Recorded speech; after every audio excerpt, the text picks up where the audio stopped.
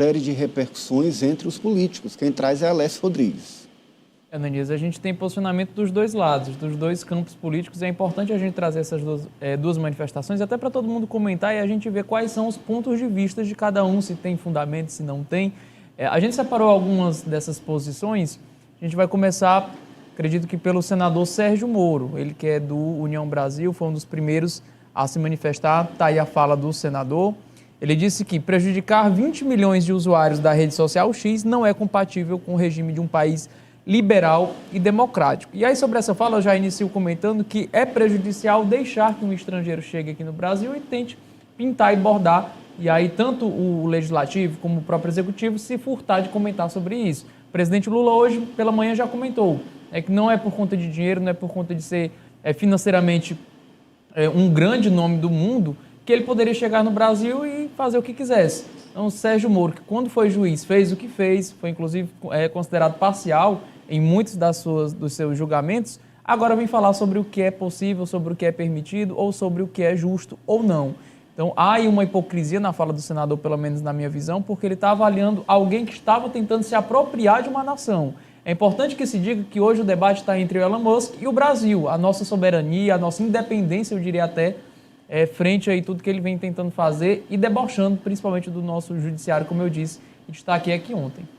Tem mais repercussão, põe pra gente aí quem foi que falou também sobre a suspensão do Twitter, a suspensão do X. Vamos lá, o deputado Carlos Aratini de São Paulo, ele que é do PT. Ele disse o seguinte: Brasil tem lei, Elon Musk, dono do X.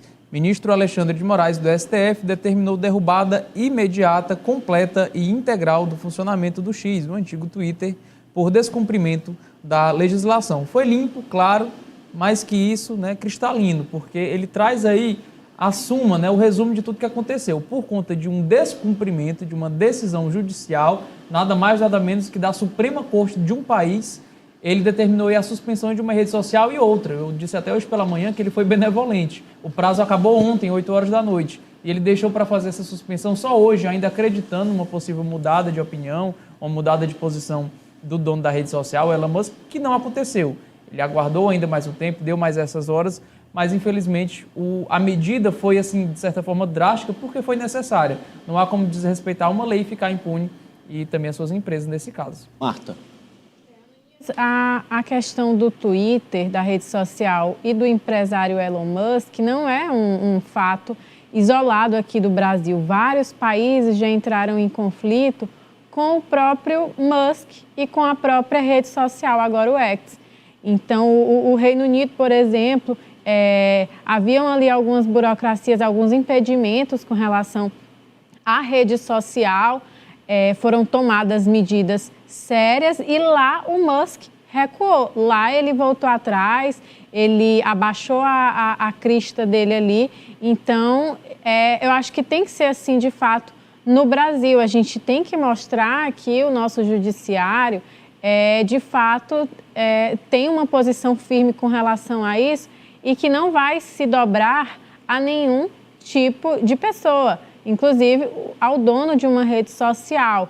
Eu acho que é importante que esse debate ele esteja sendo levantado, porque a gente não está tratando de censura, a gente está tratando de leis, de normas que precisam ser seguidas em um país, e não foi isso que aconteceu. A gente viu que ele tratou desse debate, dessa pauta, com o maior deboche possível, não tratou da forma como deveria, e aí ele teve a oportunidade de se defender, ele teve a chance de se defender e ele escolheu não fazer, ele não quis. Então, toda essa consequência que veio hoje, a decisão de banir a rede social aqui do país, foi uma consequência dos atos do próprio Musk.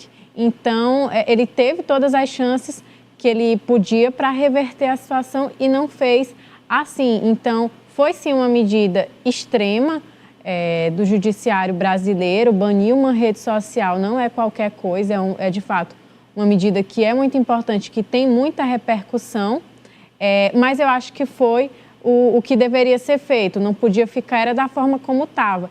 E aí, como a Cíntia falou, a incrível capacidade que isso está está tendo, essas pessoas, os envolvidos estão tendo, de transformar o debate jurídico numa pauta política. A gente agora está vendo ali aqueles políticos, aqueles líderes e eleitores mais conservadores, mais à direita, defendendo o Musk, e, por outro lado, alguns outros nomes, algumas outras lideranças defendendo Alexandre de Moraes, esses mais ao lado do governo. Então, a repercussão é gigantesca, mas eu acho que foi a decisão mais correta a se tomar aqui no país, Ananias. Olha, e tem um caminho para voltar o Twitter. Tem um caminho para voltar o X. A própria decisão do ministro Alexandre de Moraes aponta esse caminho.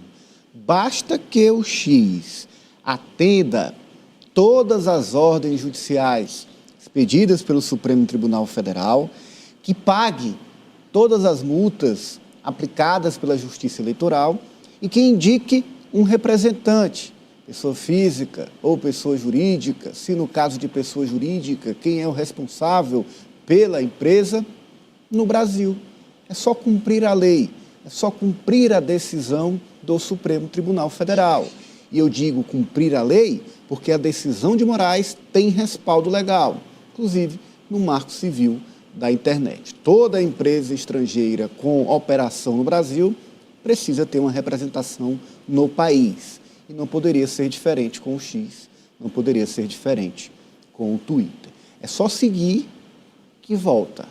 Agora, como destacou a Marta, Elon Musk não parece disposto a seguir a lei. E na falta da regulamentação que o Congresso engavetou, né, de uma lei específica, Ananias, a Justiça tem que recorrer ao Código Civil.